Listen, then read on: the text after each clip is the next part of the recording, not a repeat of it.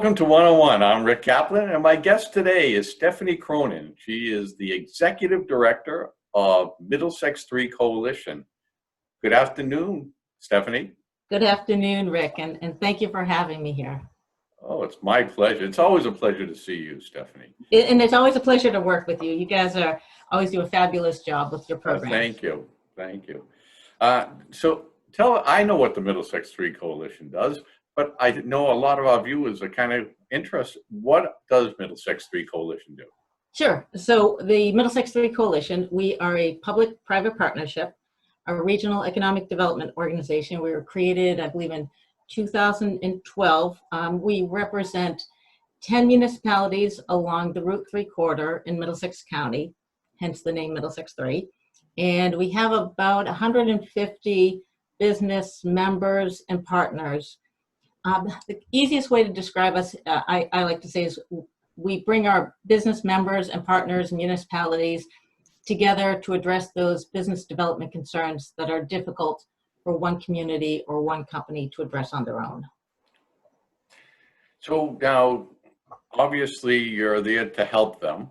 So what are some of the concerns that a lot of these, well, I would say cities and towns in the Middlesex County, what are some of their concerns that the Middlesex 3 Coalition helps them with? Well, certainly pre-COVID, transportation was by far the biggest concern for our businesses. And it was really a workforce development concern. It's a question of how to get workers to the suburban businesses, which is why we created the transportation organization. It's called the Middlesex 3 TMA, where we provide shuttle services for employees living in the Boston-Cambridge area up to the suburban businesses along the Route 3 corridor. And that helped to get our employees to work. Obviously, that has changed a lot over the last few months. We still have our shuttles running, but workforce development is still a primary issue, maybe even more now than ever with the economic downturn. And so we bring our businesses together to look at workforce development issues along with economic development issues, real estate issues. I mean, housing is a major concern as well, too. So in terms of what our role is, it's really to bring stakeholders together and to inform them of what some of the major issues are in the area. And we have events throughout the year, the months. We have this monthly event called What's Happening in Middlesex 3. It's a way to open up the doors to let people know what's happening in different companies, whether it's iRobot or Kronos or Millport Miter, as well as in different communities. I think we have a number of them scheduled for Bedford and Burlington and Lowell, all of our 10 communities, and just to let people know what economic development projects are happening in the area. We also have events for business leadership events that will focus on our business concerns, whether it's transportation or workforce development or economic development. It's really a way to highlight what the issues are in the area, but more importantly, it's a way to build relationships. So if you have a development project happening in the Route 3 area, you know who to contact in our communities in order to help move that project forward. So you are giving up the region a lot of the information that you might see in some areas or some regions of the state where just that one town really knows what's going on in that town. You were sort of giving that information to everyone that's in that region, as well as outside of that region as much. Well, you know what's interesting? It's interesting when we have programs such as What's Happening in Chelmsford, for example, and you have the planning directors, planning members, economic development directors from other communities attending, because they want to not only know what's happening in Chelmsford, but what some of the planning rules and what they've been doing in the community. And the idea is that a real estate developer is going to know what's going on in each of these communities. The communities should also know what's going on in order to make certain that they're keeping up with their neighbors and we're creating best practices.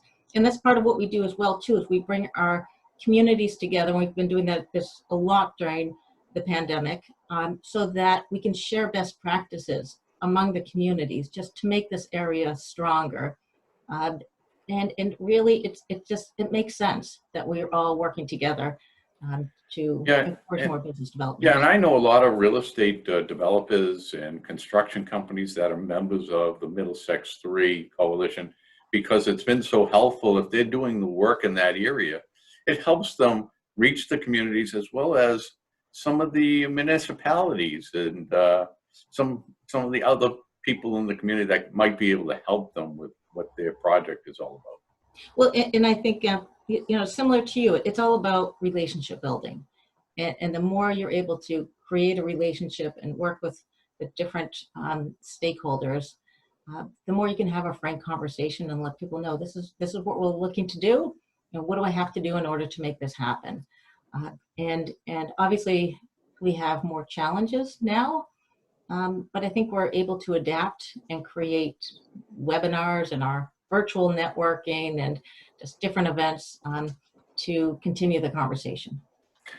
And I'm a little biased because I love you guys. We do. Right back at you. And we do a lot together. And, it works out really well. We help a lot of our viewers and our readers from the New England Real Estate Journal. And it helps them if they're trying to do work in that community, to find out what's going on in the community. So, I can't say enough about the Middlesex 3 and the team that runs it. They're all great. Well, and I always would say, I enjoy going to our events because you never know who's going to be there. It's always a different group of people, but there are good people working together to do what's best for the area. And it has been. We're a relatively young organization, and every year we try something new. Every year we grow a little. And we see that there are challenges, and we try to jump in and see what we can do. And so we try to be creative, I guess is really the bottom line. But we try to have fun at the same time too. So it's been a pleasure working with you and just throughout the area. We've really enjoyed it.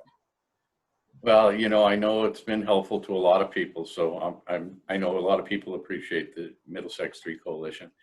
And I want to thank you, Stephanie. A great job, a great information, great organization. I know it's we just came off of a webinar, and so you're kind of tired of these, I'm sure. I know I'm tired of them. But we always, like we were just talking earlier, right? We've got other events that we're gonna try and we're gonna see. Hopefully they'll work, and just other ways to get information out there. And there's a lot going on. There are a lot of great development projects even now happening. Yeah, I mean, that people have to understand, just because we've had this 90 days of confusion, things are still going. Things are still things are starting to heat up again in certain phases. So I don't think we're going to see a slowdown really in what we do. So that's a good thing. Yeah. Well, and there certainly are a number of silver linings where we hear a lot with life sciences. I think that there's a lot of opportunity there. We hear a lot that, it could be the optimist in me, but hearing that more and more businesses may be coming to the suburbs as well too. A lot of opportunity there. So we'll see what happens, but we'll be trying to keep ahead of it as well too. I'm sure you'll do a good job at it as well. Thanks, Rick. I want to thank you again, Stephanie. I was speaking with Stephanie Cronin, and she's the Executive Director of Middlesex 3 Coalition. Thank you, Stephanie. Have a pleasant afternoon. Thanks for the opportunity. You too, Rick. Thank you for watching today's interview. If you'd like to be a guest, a sponsor, or even advertise in the New England Real Estate Journal, you'll find our contact information in the description box below. You can also find all our social media platforms so you can follow us, and please subscribe to our YouTube channel.